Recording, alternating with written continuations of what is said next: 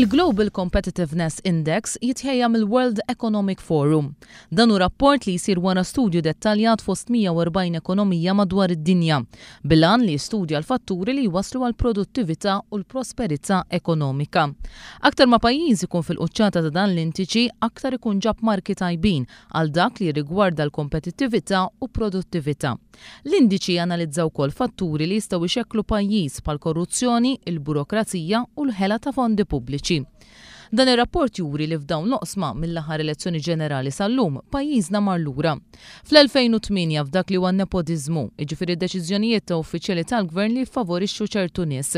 Malta kienet fid-39 post. Illum Malta niżlet għas-76 post. Għal dak li huwa nepotiżmu fil-leġislatura li għaddiet jibqgħu jissemmew l-allegazzjonijiet dwar ħatrit ta' speċjalisti fil-qasam tas-saħħa mingħajr il-kwalifiċi neċessarji. Persuna minnhom tkun ir-raġel tat-tifla tal-Ministru Dolores Cristina. Pajjiżna mar ukoll lura f'dik li hija trasparenza fit-teħid ta' deċiżjonijiet mill-Gvern. Fl-2008 Malta klassifikat fit-42 post. Illum iżda Malta niżlet bi 15-il post biex tinsab fis-57 post. Għal dak li huwa nuqqas ta' trasparenza tibqa' tissemma deċiżjoni tal-Gvern li għażel il-Power Station tal-BWSC li tuża l-aktar żejt li jniġġes.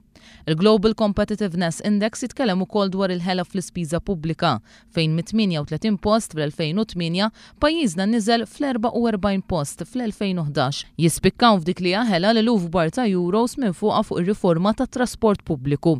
Fattur li skont il-Global Competitiveness Index jaffettwa n-negozju f'pajjiżna huwa l-korruzzjoni. Waqt li fl-2008 3.3% f'pajjiżna kienu jikkonsidraw lil korruzzjoni bħala xkiel biex jiftħu negozju f'pajjiżna, dan il-persentaġġ illum tela għal 5.3%. Wieħed mill-ar skandli ta' korruzzjoni li qatlaqat lil pajjiżna, loti ta' commissions fuq ix-xiri ta' żejt fl-Malta, ħareġ propju fil-beraħ matul din il-kampanja elettorali.